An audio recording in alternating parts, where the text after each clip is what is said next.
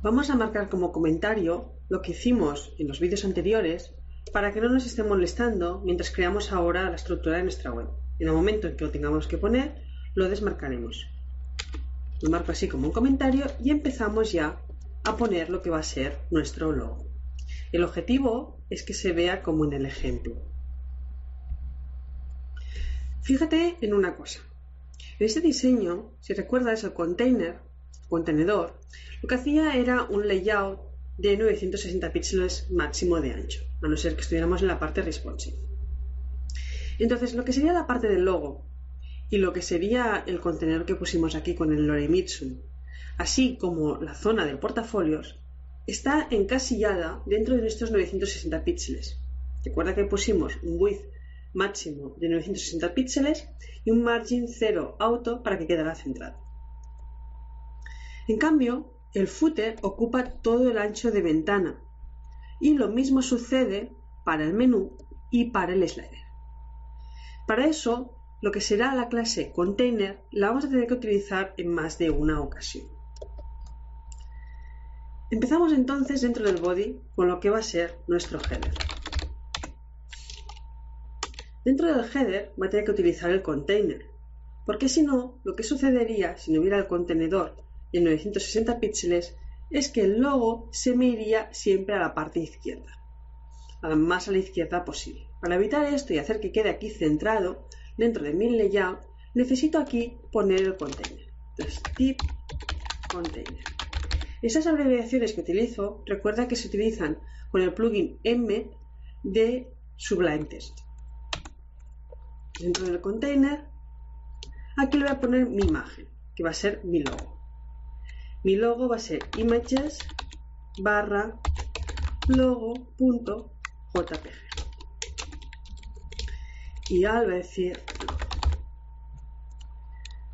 con esto ya insertado mi logo. Vamos a comprobarlo. Open browser y efectivamente no lo encuentra porque no lo he copiado a la carpeta correspondiente, con lo que he de poner mis imágenes dentro de esta carpeta.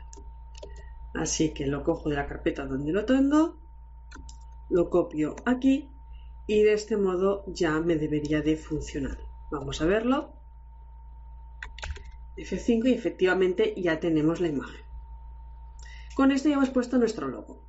El siguiente paso entonces va a ser ya crear nuestro menú de navegación responsive.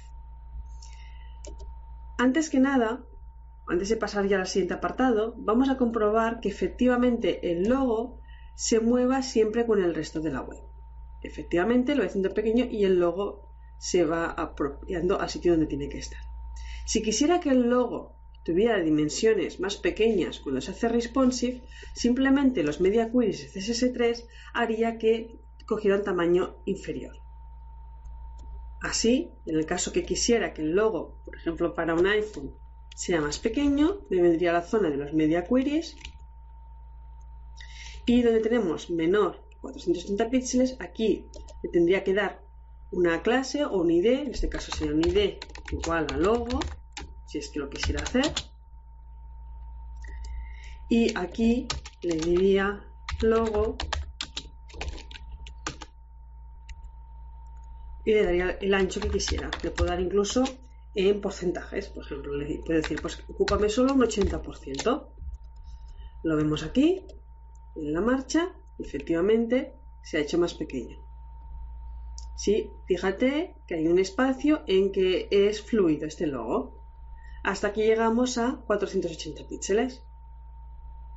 ¿Que lo veo demasiado grande? Le pongo un poco menos, ponemos 70%, volvemos a venir aquí, refrescamos y vemos que nos parece. Y efectivamente ahora el salto no es tan grande. Estos valores cuando es responsive, cuando lo hacemos fluido, es ir jugando y ir probando. Ahora mismo, al tener solo el logo, es absurdo perder el tiempo en ver el tamaño exacto que queremos, a no ser que tuviéramos ya una maqueta hecha con Photoshop. En este caso, como no tenemos una maqueta y simplemente estamos probando, esperamos a tener el resto de elementos para ver exactamente cómo nos va a gustar. Normalmente, cuando trabajamos para proyectos de clientes, vamos a hacer las maquetas, vamos a hacer todas las cosas necesarias, todo lo que vimos en el curso anterior en el que hacíamos el análisis de objetivos, luego pasábamos por Balsamiq o cualquier otra herramienta de wireframing, seguidamente hacíamos el Photoshop y después de todo eso ya empezábamos a maquetar, no lo hacíamos directamente. El verdadero diseño web se hace así, pero la verdad es que en la práctica, en el día a día, como los presupuestos van tan justos, y sobre todo cuando trabajamos por nosotros mismos y no tenemos tiempo, muchas veces las cosas las hacemos así, sin tener mucho en cuenta el porcentaje tal, ir jugando sobre la marcha. Lo digo porque te lo vas a encontrar. Entonces, en este caso, aquí yo me he basado en el diseño que quiero crear y si te fijas en el original, diverso y va cambiando. Lo podemos ir poniendo como nos vaya apareciendo. Aquí en este caso estaría centrado.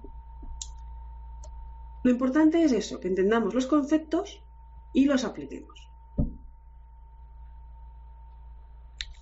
En nuestro ejemplo, el que sea el logo un 70% o un 80%, bueno, como es a título de aprender, poca relevancia tiene. Lo que tendríamos que hacer si estuviéramos en un proyecto real sería tener diferentes dispositivos y probarlo en todos ellos y ver cómo se ve. Y a partir de aquí, entonces decidir. Mientras no tenemos diferentes dispositivos, hay emuladores online que van como van un poco, pero bueno, hay muchos emuladores, y si no, el truco del almendruco es este de aquí, jugar con la ventana del navegador, ir haciéndole grande y haciéndola pequeña. Y de este modo vamos viendo cómo va quedando. Yo cuando diseñé la web de Creativa Esfera lo hice de esta manera. Iba jugando, iba viendo, y cuando ya tenía todo el layout hecho de toda la página, entonces me fui a un centro de Barcelona en el que te dejan gratis un montón de dispositivos móviles para ir probando y vi pues cómo se veían todos ellos, tomé mis notas y cuando llegué a casa solucioné los problemas que había. Porque incluso en el caso del responsive, si te dan las maquetas es que te tienen que dar las maquetas o tienes que hacer tú las maquetas de todas las vistas. Y aún así, en el diseño web fluido tienes que ir probando, ¿sí? Por lo que comentábamos de que cuando es fluido no hay un tamaño fijo. Pero bueno, si te lo tomas con buen humor, es sencillo, es fácil y es divertido. Ahora ya en el siguiente paso vamos a aprender a hacer este menú. Vamos a aprender ahora a crear nuestro menú responsive. Si te fijas, lo que es el menú, la zona azul, ocupa todo el ancho de ventana, de navegador, desde aquí hasta aquí. En cambio, lo que sería el menú propiamente dicho queda centrado. Es decir, el menú propiamente dicho va a estar dentro de lo que sería el contenedor, el container que estábamos utilizando, pero lo que sería la zona de navegación va a ocupar todo el ancho de ventana. Visto esto, vamos a empezar a maquetarlo. Venimos aquí a nuestra hoja de estilos, a nuestro archivo index.html y lo que necesitamos es la etiqueta nav de HTML. Como puede haber más de una zona de navegación dentro de nuestra web, en este caso no es el caso, pero en la vida real es muy habitual, lo que vamos a hacer es darle una ID para saber que se refiere al menú principal. Aquí he puesto un 2, corregimos en un segundo, ID menú. Con esto ya creo la estructura del menú. Recuerda del primer curso que cuando creamos un menú, lo que utilizamos es una lista desordenada. Luego, en el CSS ya le iremos dando formato. Aquí en el HTML necesitamos la lista UL y esta lista va a requerir varias clases. Por un lado, queremos que lo que se ha hecho anteriormente con el logo se borre. Es decir, si hay un float left, un float right o cualquier cosa, se borrará.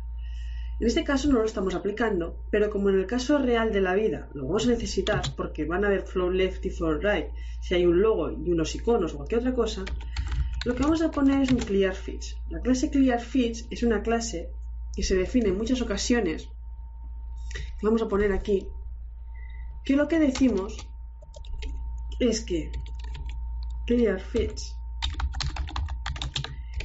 limpie todos los floats. Clear. Bueno.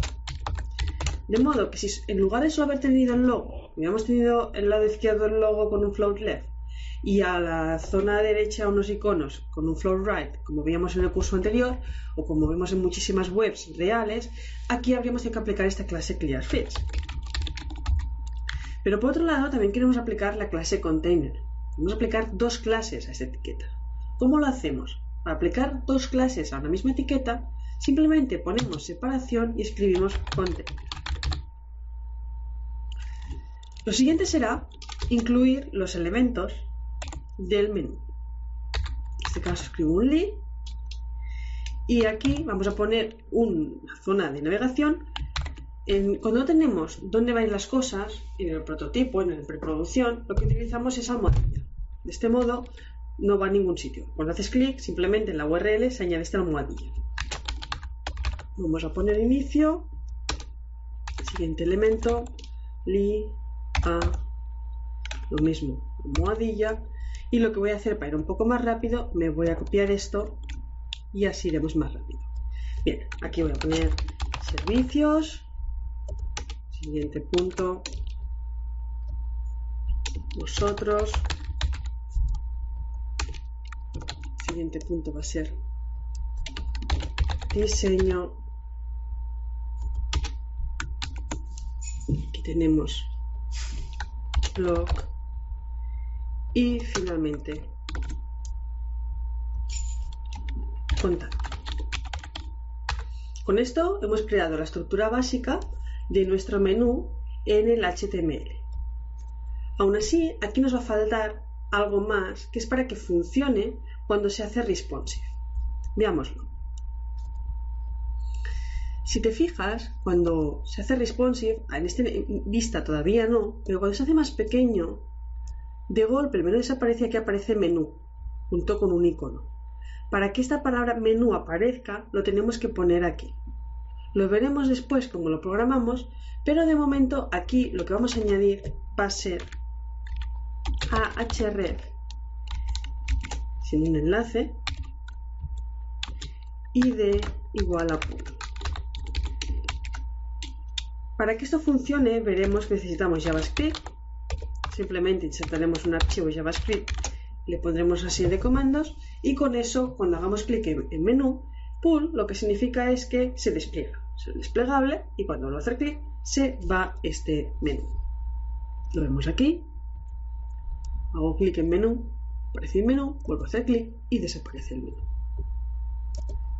En el siguiente vídeo ya vamos a ver el código CSS de este menú. 960 píxeles. Recuerda que pusimos un width máximo de 960 píxeles y un margin 0 auto para que quedara centrado. En cambio, el footer ocupa todo el ancho de ventana y lo mismo sucede para el menú y para el slider. Para eso, lo que será la clase container la vamos a tener que utilizar en más de una ocasión. Tip container. Esas abreviaciones que utilizo, recuerda que se utilizan con el plugin embed de Sublime Text. Dentro del container, aquí le voy a poner mi imagen, que va a ser mi logo. Mi logo va a ser images /logo.jpg.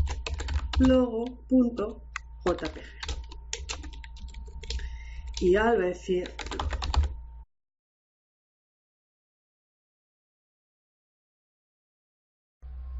vamos a marcar como comentario lo que hicimos en los vídeos anteriores para que no nos esté molestando mientras creamos ahora la estructura de nuestra web. En el momento en que lo tengamos que poner, lo desmarcaremos. Lo marco así como un comentario y empezamos ya a poner lo que va a ser nuestro logo. El objetivo es que se vea como en el ejemplo. Fíjate en una cosa. En este diseño, si recuerdas el contenedor, lo que hacía era un layout de 960 píxeles máximo de ancho, a no ser que estuviéramos en la parte responsive. Entonces, lo que sería la parte del logo y lo que sería el contenedor que pusimos aquí con el lorem ipsum, así como la zona del portafolios, está encasillada dentro de nuestros... Empezamos entonces dentro del body con lo que va a ser nuestro header. Dentro del header voy a tener que utilizar el container, porque si no, lo que sucedería si no hubiera el contenedor de 960 píxeles es que el logo se me iría siempre a la parte izquierda, más a la izquierda posible. Para evitar esto y hacer que quede aquí centrado dentro de mi layout, necesito aquí poner el container. Entonces,